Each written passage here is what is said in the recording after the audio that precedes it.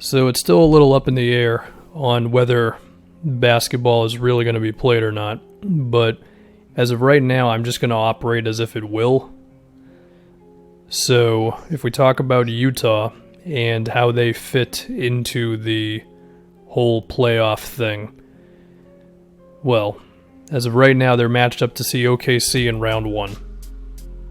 But it could shuffle around a lot. I mean, the difference between these Western Conference teams is pretty small.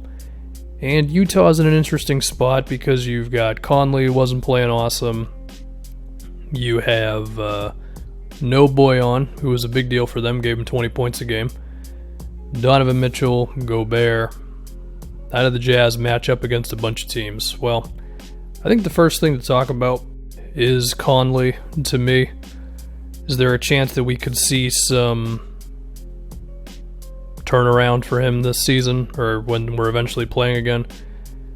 I mean, I wouldn't really bet on it. Now, maybe there's a chance he was nursing some injury that none of us knew about, and that was his problem all along, and this long break could allow him to overcome that.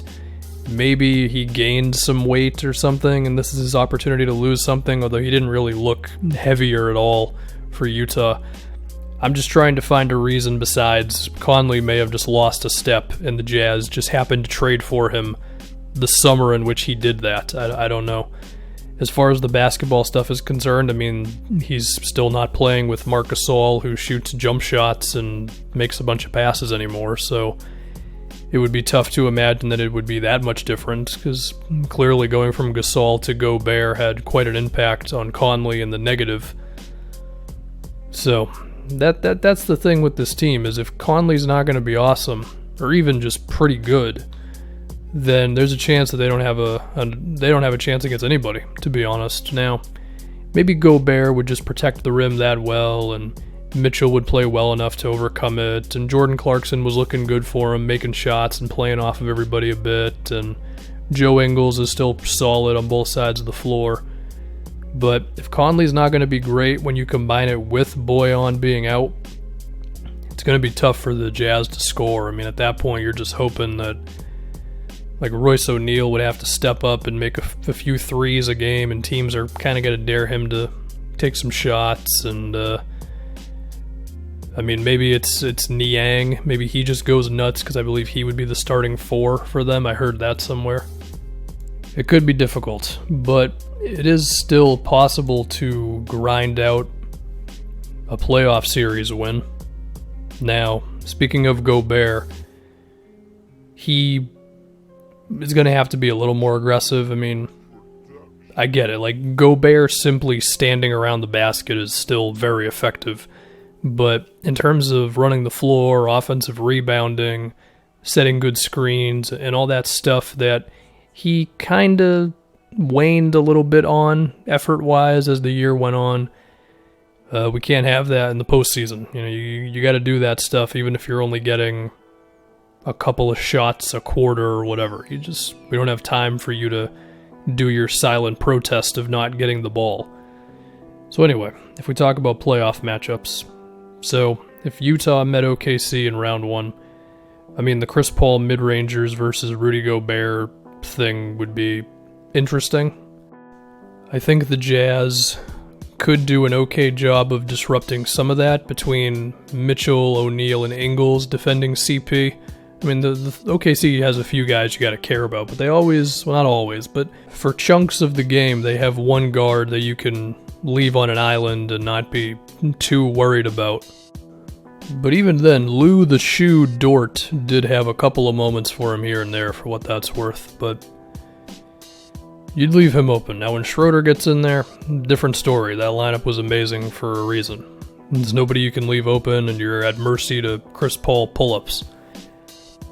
And Steven Adams' toughness, and Gallo making shots, and Shea being good. I mean, OKC really is a whole team that you have to defend sometimes, and it'd probably be more than not in the playoffs, right?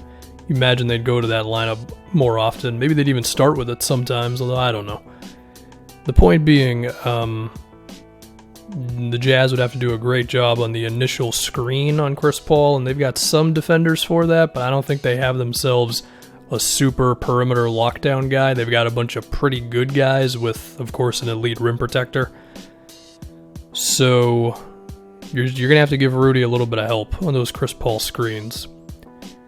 And if they can do that, and then they can do a good enough job of closing out on shooters, which is tough because Chris Paul sees everything before you even think about doing it, then they could have a chance. But I do think it would still really come down to, one, Donovan Mitchell having to be amazing. Because just losing those 20 points from Boyan, that's really tough. And then the aggressiveness from Gobert on both sides of the floor. Now we can talk about Houston. If the Jazz really got the Rockets for a third year in a row, that would be great and also kind of lame, I guess.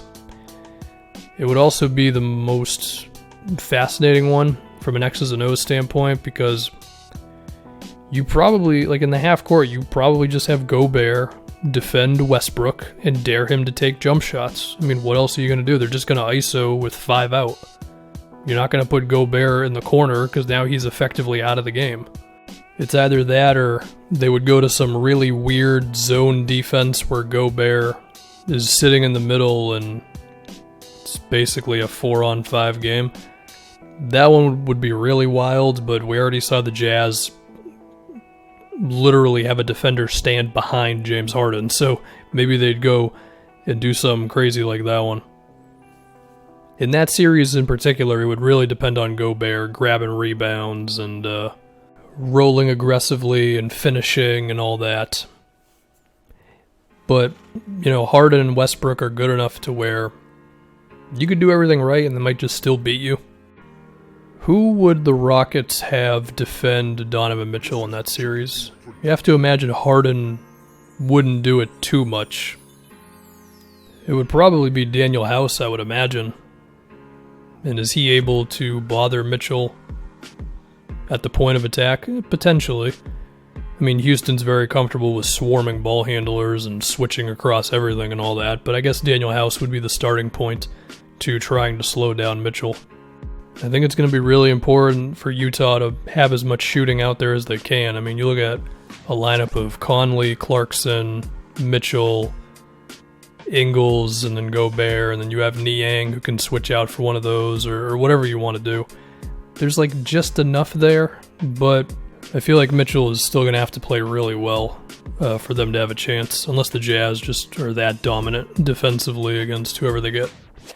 Now, I did OKC and Houston because those are the two most likely teams for Utah to run into. I mean, I don't know how much teams are really going to care about the playoff seedings because there's no home court advantage once we're in Florida, if it ends up happening. So, for whatever that's worth, but there's a chance the Jazz could overtake Denver. There's a chance the Mavs could leapfrog Houston or OKC, so I guess Dallas is a possibility as well. Dallas and Utah. I mean, would the Mavs run Porzingis at center? Because then you are really asking the Jazz to come up with something for Gobert, because that's not going to work. Now that being said, I don't know if they do it. They might just go to Kleba and Willie Cauley-Stein and have KP at the 4 the entire time. Even with that said, I don't know how Utah really defends Porzingis. Granted, I don't know how anybody defends Porzingis when he's healthy, but yeah, there's that. I mean, Dallas does a pretty good job of putting shooters on the floor. And then, of course, the big thing is how do you defend Luka? I mean, you'd have to get physical with him. You could also benefit from the fact that he might not be in shape when we get back to playing, if we do. And I guess you would just have to hope that between Royce O'Neal and Mitchell and Ingles that you can just make it tough for them. And you would definitely have to dare the Mavs to make some threes, and Luka's going to find them, we know that. The Mavs were the best offensive team in the league by like 2 whole points per 100 possessions. I mean, they had kind of a huge lead over everybody else offensively, so that'd be interesting. It is cool to note that Utah, the defense first team there's a decent chance they would face either the best or second best offense in the league in round 1 of the playoffs. And by the way, the Jazz finished 11th in defense. Granted, the difference between 11th and the top whatever is not a huge amount, but the Jazz were not looking great when the season closed out, so it'll be interesting to see them if we get this thing rolling again.